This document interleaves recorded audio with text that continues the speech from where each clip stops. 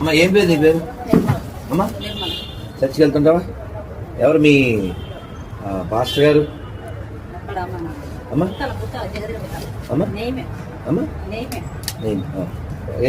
మీరు నెలకి ఎన్నిసార్లు వెళ్తారు చర్చికి?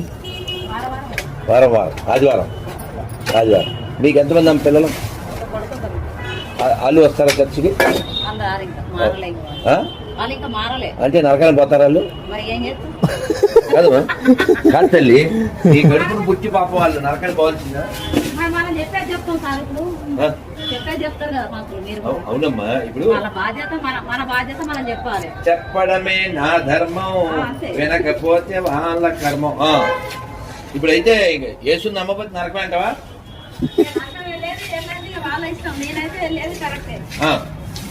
నువ్వు చర్చికి వెళ్తున్నావు, ఎన్నాళ్ళ నుంచి వెళ్తున్నావు? 20 ఏళ్ళ నుంచి.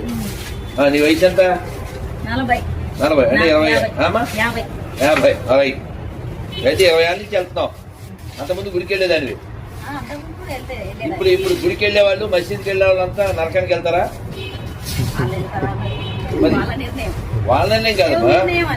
యేసుని నమ్మకపోతే ఏమవుతుందంటావు? అంతేనా? మరి ఇప్పుడు మసీద్లోకి వెళ్ళే వాళ్ళందరూ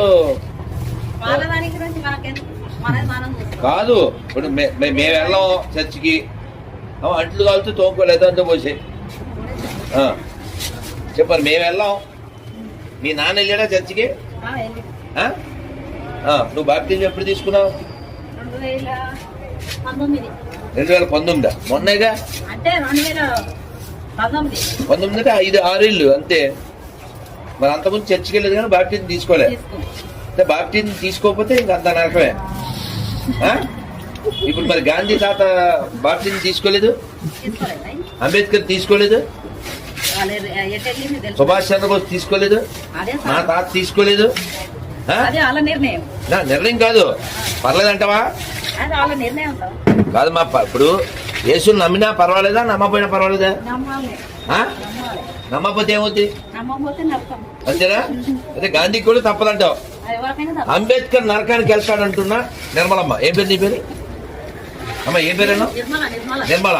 మన సీఎం ఎవరు ఇప్పుడు తెలంగాణకి? ఎవరైనా? రేవంత్ రెడ్డి. మరి ఆయన యేసుని నమ్మలే, బాప్టిజం తీసుకోలేదు, ఎడగెళ్తాడు అంతే. రేవంత్ రెడ్డి కూడా తప్పదు. అంబేద్కర్కి దిక్కు లేదు, రేవంత్ రెడ్డి అంత అంటారు. రైట్.